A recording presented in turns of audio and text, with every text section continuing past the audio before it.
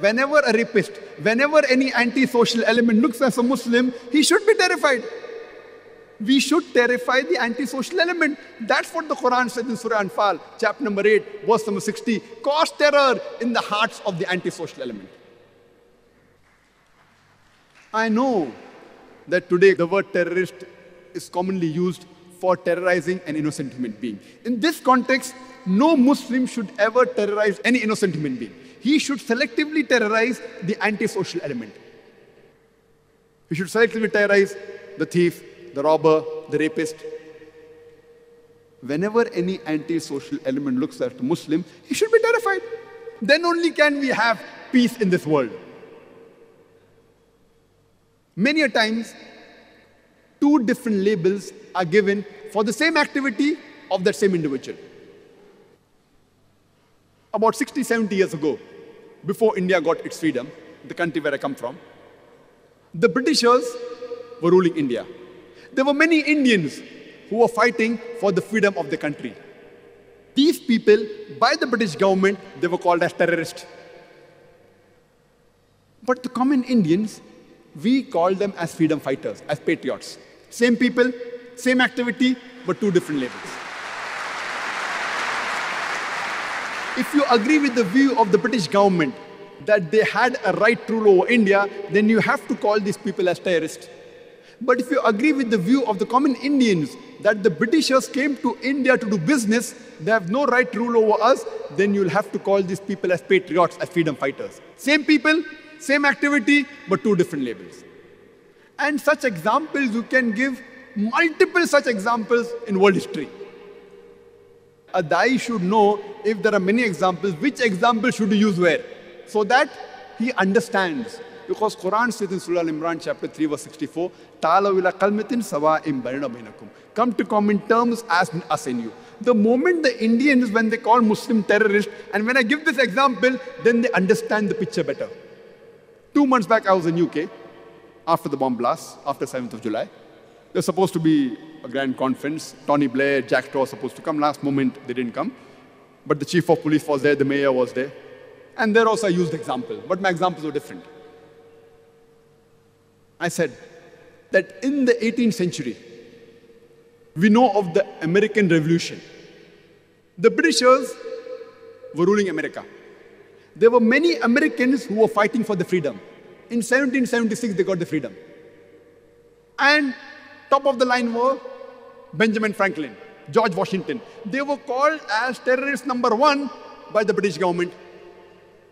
The person who was terrorist number 1, George Washington, later on, he becomes the president of USA. Imagine, terrorist number 1 becomes the president of USA. And he is an example for all the presidents to follow, including George Bush.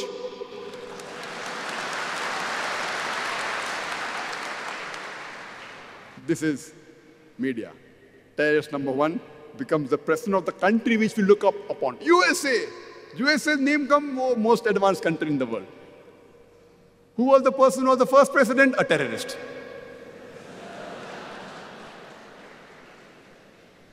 We have the example of Nelson Mandela. Before New South Africa was formed, South Africa was relieved from the white apartheid government. Nelson Mandela, by the white apartheid government, he was imprisoned for 25 years in Robben Islands. He was called as terrorist number 1. Later on, when South Africa gets its freedom from the white apartheid government, he is made the president of New South Africa. And later on, he gets the Nobel Prize for Peace. And he doesn't get a Nobel Prize for Peace for a new activity. Not that he was a terrorist first, and then he did some good activities, and a bad person has become a good person. No, no. For the same activity for which he was called a terrorist, after a few years, he gets a Nobel Prize for Peace. It is weird. Same activity for which he was imprisoned for 25 years. He was called as terrorist. For the same activity later on, he gets the Nobel Prize for Peace. So this is how the media can convert day into night, black into white, hero into a villain, and a villain into a hero. In short, whoever is in power, whatever he says turns out to be the gospel truth. We know when Hitler was invading Europe, many countries were resisting. Even France, they resisted. These French people, by the Germans, they were called as terrorists. This is how the media paints a picture.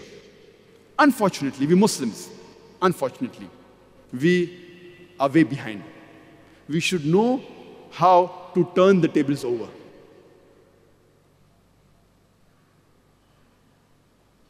And today, the word which is maximum misunderstood in Islam, it is the word jihad. Not only is there misconception amongst the non-Muslims regarding the word jihad, there is even a misconception amongst many Muslims regarding the Arabic word jihad. Many people think that any war fought by any Muslim for any reason, whether it be for power, whether it be for personal gain, whether it be for money, it is called as jihad. Any war fought by any Muslim for any reason, whether it be for power, for personal gain, for money, is not called as jihad. Jihad is an Arabic word coming from the word jahada, which means to strive, which means to struggle. In Islamic context, it means to strive and struggle against one's own evil inclination. It also means to strive and struggle to make the society better. It also means to strive and struggle in the battlefield in self-defense. It also includes to strive and struggle against oppression. Jihad basically means to strive and struggle. If a student is striving and struggling to pass the examination, it means he's doing jihad.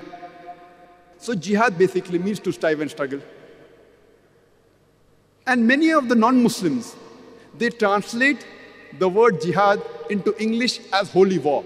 And unfortunately, many so-called Muslim scholars, in inverted commas, even they translate jihad as holy war. Holy war in Arabic, the word, if you want to translate holy war into Arabic, it is harbum muqaddasa. The word harbum muqaddasa does not exist anywhere in the Quran. It does not exist anywhere in any of the hadith of the Prophet ﷺ. This word holy war was first used to describe the Crusaders.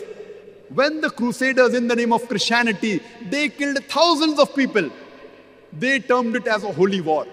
And today they're using that word for the Muslims. See how the media is. First they used the word fundamentalist for the Christians, now they use it for the Muslims. Holy war was used for the Christian Crusaders, now they use it for the Muslims, saying jihad is holy war. Jihad basically means to strive and struggle.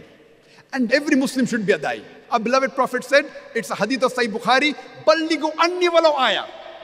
Propagate even if you know one verse. You can't say, no, I will wait till I become like Sheikh Ahmad Didat and then start doing dawah. The time will never come. Even if you know one verse of Islam, as long as you know it correctly, it's your duty to propagate it. Every Muslim should be a da'i. The problem is we aren't following the commandments of Allah subhanahu wa ta'ala. That's the reason we are in this state. Allah says He will not help people who will not help themselves. Who is to blame? We are to blame. And after 9/11, it has reached epidemic levels, maligning Islam. And I had gone to USA 2 years back. In October 2003, I had gone to Los Angeles. And I was prepared. Wearing a tie and a coat, beard, cap, kufi. I was prepared that I will be questioned. A da'i has to be prepared. So when I went to the immigration, oh, beard, cap, oh, go for inquiry. I was prepared. They asked me, why have you come here? I said, I'm getting an award. Award for what? I said, award for humanity. There's an organization in Los Angeles, in USA, giving me an award for humanity. What work have you done?